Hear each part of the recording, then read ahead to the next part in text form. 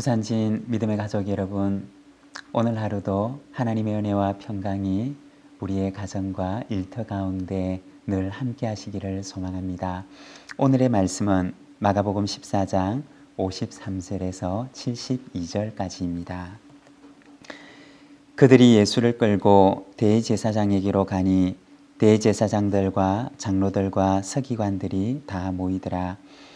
베드로가 예수를 멀찍이 따라 대제사장의 집 뜰 안까지 들어가서 아랫사람들과 함께 앉아 불을 쬐더라.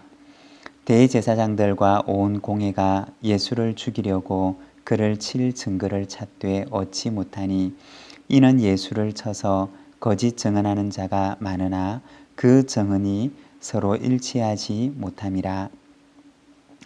어떤 사람들이 일어나 예수를 쳐서 거짓 증언하여 이르되 우리가 그의 말을 들으니 손으로 지은 이 성전을 내가 헐고 손으로 짓지 아니한 다른 성전을 사흘 동안에 지으리라 하더라 하되 그 증언도 서로 일치하지 않더라. 대제사장이 가운데 일어서서 예수에게 물어 이르되 너는 아무 대답도 없느냐? 이 사람들이 너를 치는 증거가 어떠하냐 하되 침묵하고 아무 대답도 아니하시거늘 대제사장이 다시 물어 이르되 내가 찬송받을 이의 아들 그리스도냐? 예수께서 이르시되 내가 그니라. 인자가 권능자의 우편에 앉은 것과 하늘 구름을 타고 오는 것을 너희가 보리라 하시니 대제사장이 자기 옷을 찢으며 이르되 우리가 어찌 더 증인을 요구하리요? 그 신성모독하는 말을 너희가 들었도다. 너희는 어떻게 생각하느냐 하니 그들이 다 예수를 사형에 해당한 자로 정죄하고 어떤 사람은 그에게 침을 뱉으며 그의 얼굴을 가리고 주먹으로 치며 이르되 선지자 노릇을 하라 하고 하인들은 손바닥으로 치더라. 베드로는 아랫뜰에 있더니 대제사장의 여종 하나가 와서 베드로가 불 쬐고 있는 것을 보고 주목하여 이르되 너도 나사렛 예수와 함께 있었도다 하거늘 베드로가 부인하여 이르되 나는 내가 말하는 것이 무엇인지 알지도 못하고 깨닫지도 못하겠노라 하며 앞들로 나갈새 여종이 그를 보고 곁에 서 있는 자들에게 다시 이르되 이 사람은 그 도당이라 하되 또 부인하더라. 조금 후에 곁에 서 있는 사람들이 다시 베드로에게 말하되 너도 갈릴리 사람이니 참으로 그 도당이니라. 그러나 베드로가 저주하여 맹세하되 나는 너희가 말하는 이 사람을 알지 못하노라 하니 닭이 곧 두 번째 울더라. 이에 베드로가 예수께서 자기에게 하신 말씀 곧 닭이 두 번 울기 전에 내가 세 번 나를 부인하리라 하심이 기억되어 그 일을 생각하고 울었더라. 아멘. 오늘 우리가 읽은 이 본문의 말씀을 보게 되면 예수님께서 대제사장과 유대인의 지도자들에게 신문을 받으시는 모습이 나옵니다.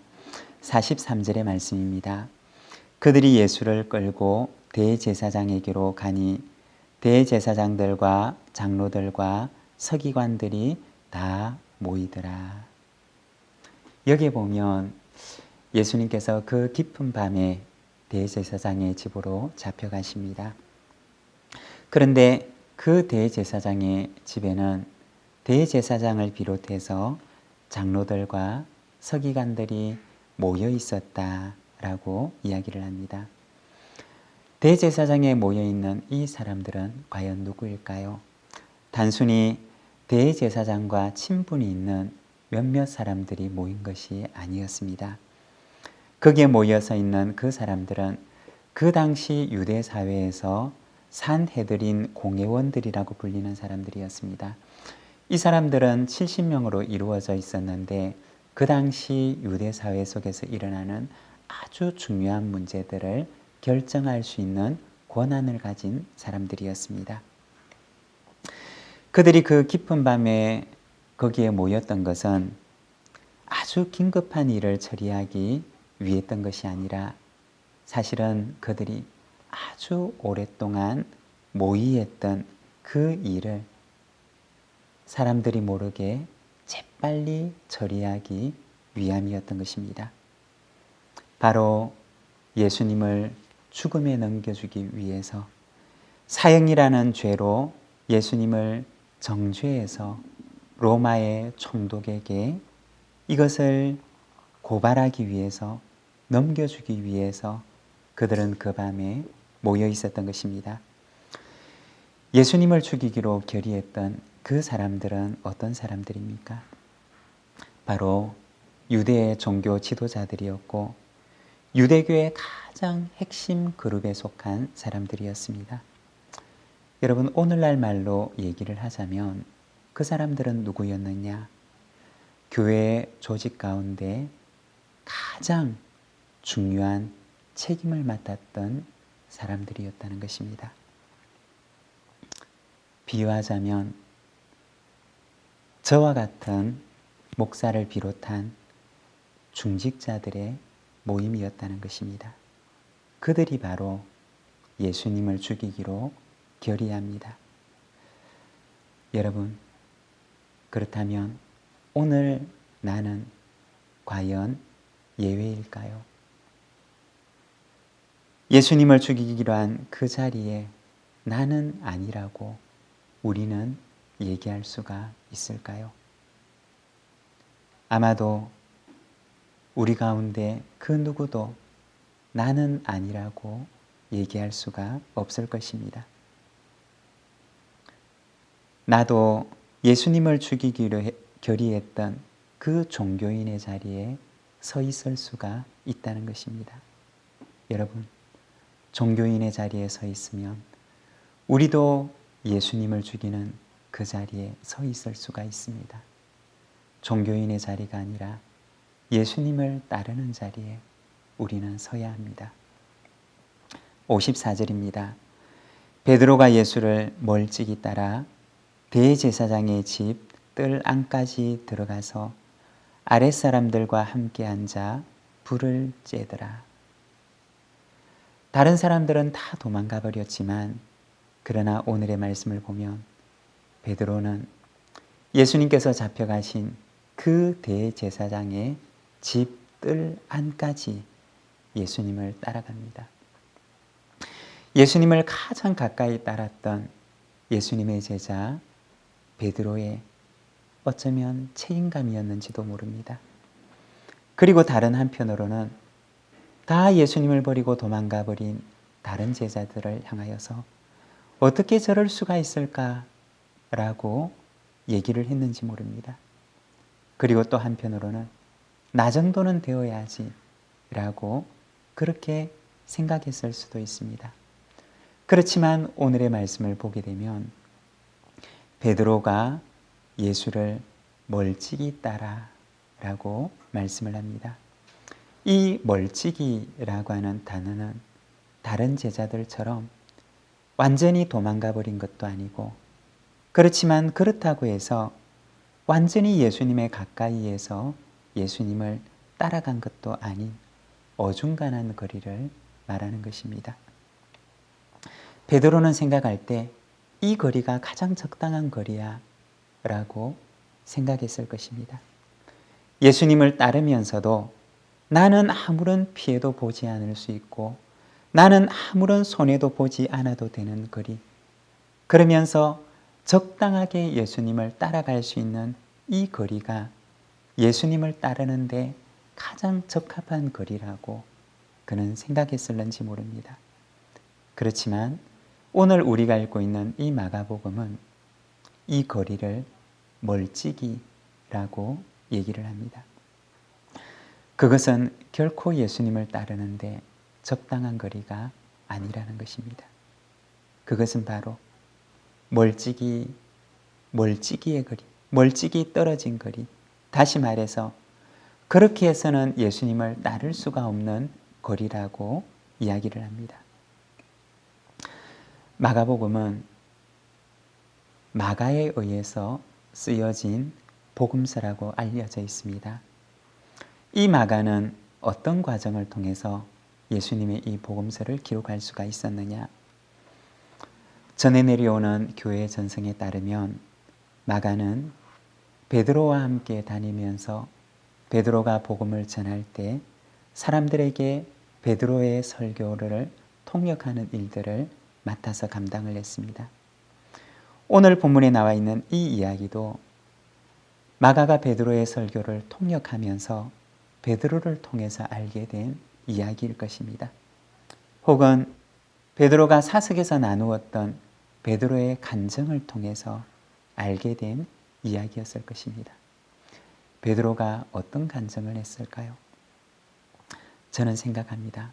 아마도 이 베드로는 지난날 자기가 예수님을 신문하는 그 자리까지 따라가면서 제가 예수님을 신문하는 대제사장의 집 뜰안까지는 따라갔지만 그러나 돌이켜보니 저는 예수님을 따르는데 너무 멀찍이 따랐던 사람입니다. 제가 예수님을 따를 때 그렇게 멀찍이가 아니라 조금 더 가까이에서 예수님을 따랐어야 했는데 그런데 저는 예수님을 따른다고 하지만 너무 멀리 예수님을 따랐던 사람입니다. 라고 그는 그렇게 간증했으리라 생각을 합니다. 이 멀찍이라고 하는 이 표현은 바로 베드로 자신의 간증의 한 부분이었을 것입니다.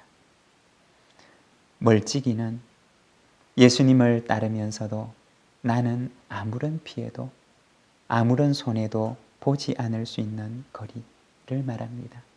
여러분, 혹시 나도 예수님을 따를 때 이렇게 멀찍이 예수님을 따르지만 그러나 나는 예수님을 따르는 것으로 인해서 아무런 피해도 손해도 보지 않을 수 있는 그 거리에서 예수님을 따르고 있지는 않습니까? 70명의 종교 지도자, 종교 권력자들이 모인 그 앞에서도 예수님께서는 당신이 누구이신지를 분명하게 말씀하십니다. 내가 찬송받을 이의 아들 그리스도냐? 라고 묻는 대제사장의 그 물음에 예수님께서는 대답하십니다. 내가 그니라. 예수님의 그 진리의 길 앞에 어떤 권력자도 세상의 그 어떤 힘도 예수님께서 걸어가시는 그 길을 막을 수가 없었습니다. 그렇지만 예수님을 멀찍이 따랐던 그 베드로는 아무런 힘도 없는 그 대제사장 집의 여종 앞에서도 그리고 바깥에서 구경하는 그 구경꾼들 사이에서도 예수님을 시인할 수가 없었습니다. 예수님을 따를 수가 없었습니다. 마가복음 10장, 마태복음 10장 32절과 33절의 말씀을 보면 이렇게 말씀합니다. 누구든지 사람 앞에서 나를 시인하면 나도 하늘에 계신 내 아버지 앞에서 그를 시인할 것이요. 누구든지 사람 앞에서 나를 부인하면 나도 하늘에 계신 내 아버지 앞에서 그를 부인하리라. 여러분, 십자가의 길은 내 힘으로는 따를 수 없는 길입니다. 오직 성령님께서 우리에게 힘 주실 때만이 따를 수 있는 길입니다.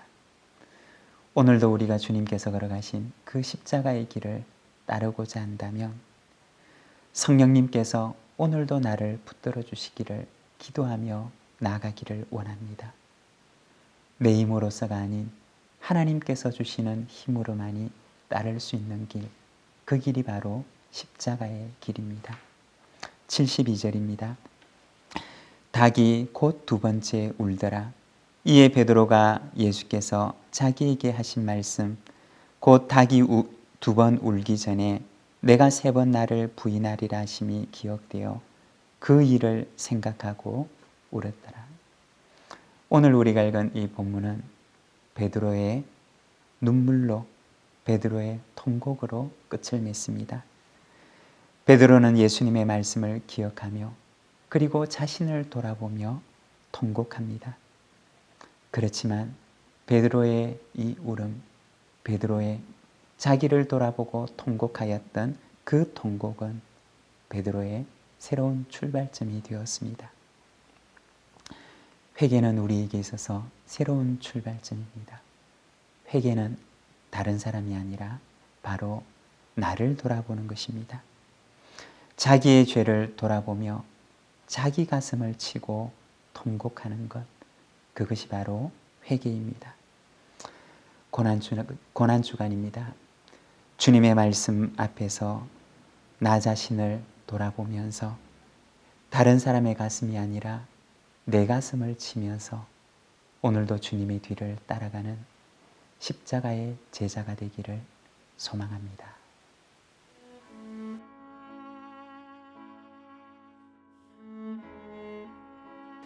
(3월 23일) 말씀을 읽고 묵상을 나누어 주신 분이 계십니다.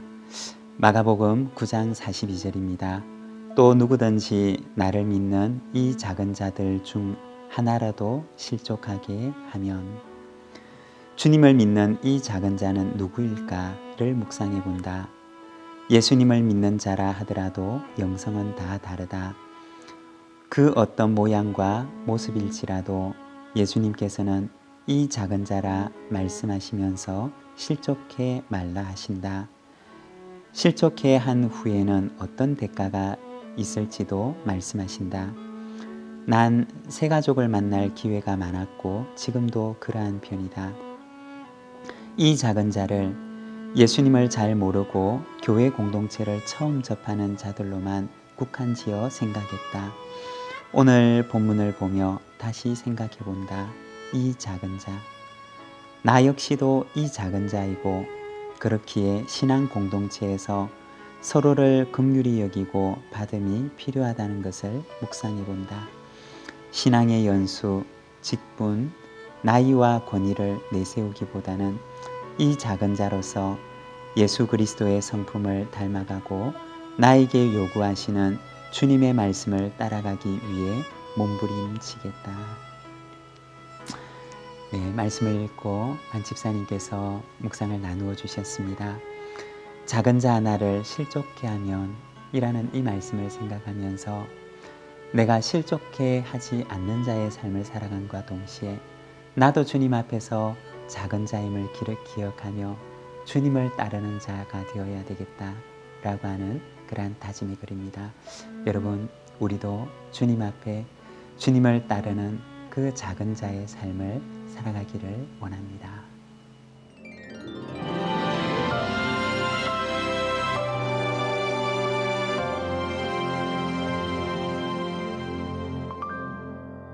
내가 산을 향하여 내가 눈을 들리라. 나의 도움이 어디서 올까? 나의 도움은 천지를 지으신 여호와에게서로다.